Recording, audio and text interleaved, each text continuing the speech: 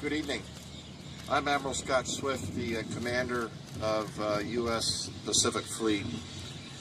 I've got a brief statement to make, and I'll take your questions following that statement.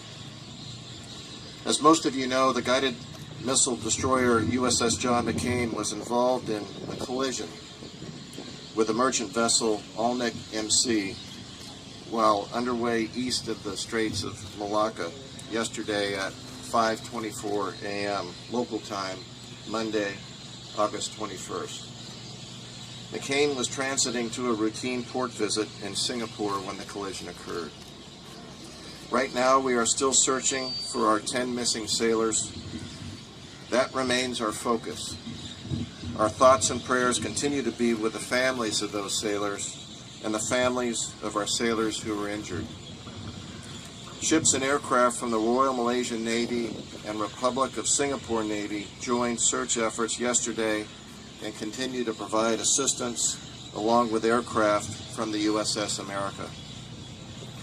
The U.S. Navy and Marine Corps divers joined the search today, assessing sealed compartments in damaged parts of the ship.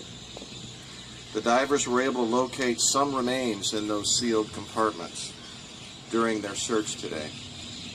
Additionally, the Malaysian Navy has reported that they have located potential remains. They are working to confirm and identify those remains. As more information comes in, we will make it available. While the search and rescue efforts continue, I sincerely thank our Singapore partners, our Malaysia partners, and everyone who has responded with urgency, compassion, and tireless commitment. 4 of the 5 sailors injured were medically evacuated by a Singapore Navy helicopter to a hospital in Singapore for non-life-threatening injuries. The 5th injured sailor was transferred after John S. McCain arrived here in port. I visited with those sailors earlier today, and they are doing well. John S. McCain and America arrived in Changi Naval Base yesterday afternoon. While both ships are in Singapore, America is providing messing and berthing services to John S. McCain crew members and supporting damage control efforts on board, which are focused on dewatering the ship and restoring auxiliary systems. Our priority here in Singapore is taking care of the crew and their families, ensuring they have all the resources they need and are updated on the status of their ship and their shipmates. I visited with the crew today. They are tough and they are resilient. It is clear that their damage control efforts saved their ship and saved lives. I ask all of you to keep the affected sailors and their families in your thoughts and prayers, and respect their privacy. Families who are seeking information can call our crisis hotline, and we are continuing to provide updated information as soon as we get it via social media accounts and the 7th Fleet website. From my visit in John S. McCain today, I can tell you that she has sustained significant damage to her port side aft. The flooding was halted, but the extent of the damage is still being determined. We will conduct a thorough and full investigation into this collision, what occurred, what happened, and how it happened. As you know, this collision happened within 2 months of one another. The collision involving the U.S. Fitzgerald, which caused the death of 7 sailors, and earlier this year, there were 2 other incidences involving surface ships in the Western Pacific. One tragedy like this is one too many. And while each of these 4 events is unique, they cannot be viewed in isolation. I welcome the broad, comprehensive review announced by our Chief of Naval Operations. I talked this morning with Admiral Davidson on the phone and look forward to working with him as the senior surface warfare officer in the Navy to find out whether there is a common cause at the root of these events, and if so, how we solve that. We will implement the operational pause that sea announced across all fleets, and that will include all units in the Pacific and will be completed by August 28th. In addition, I have directed a second phase that will be focused on all surface ships deployed in the Pacific, including those forward deployed naval forces in Yokosuka and Sasebo. This second phase will be a deliberate reset for our ships, focused on a number of areas such as navigation, ship's mechanical systems, and bridge resource management. It will involve training and assessment by a team of experts with each ship and their watchstanders. And it will be phased in order to cover ships in port and on station at sea.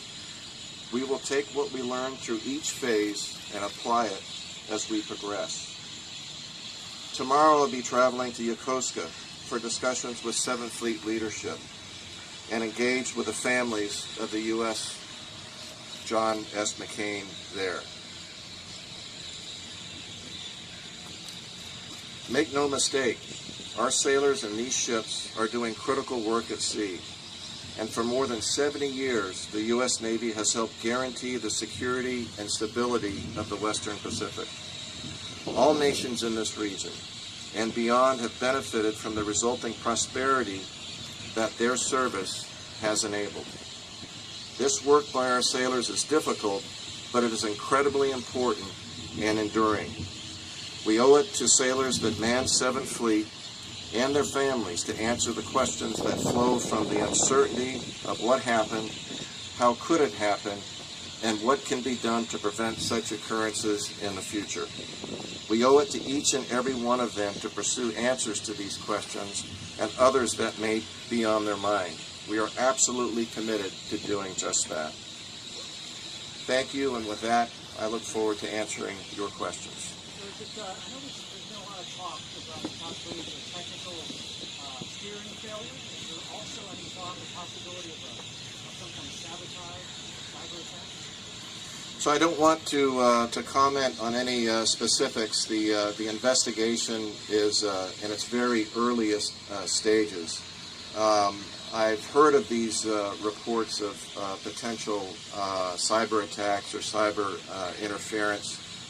We've seen no indications of that as of yet, but I think the Chief of Naval Operations was very clear that we are not taking any consideration off the table, and every scenario will be reviewed and investigated in detail. Will there be any reform in the chain of command for the Navy? I'm sorry? Will there be reform in the command chain? Will there be a reform in the command chain?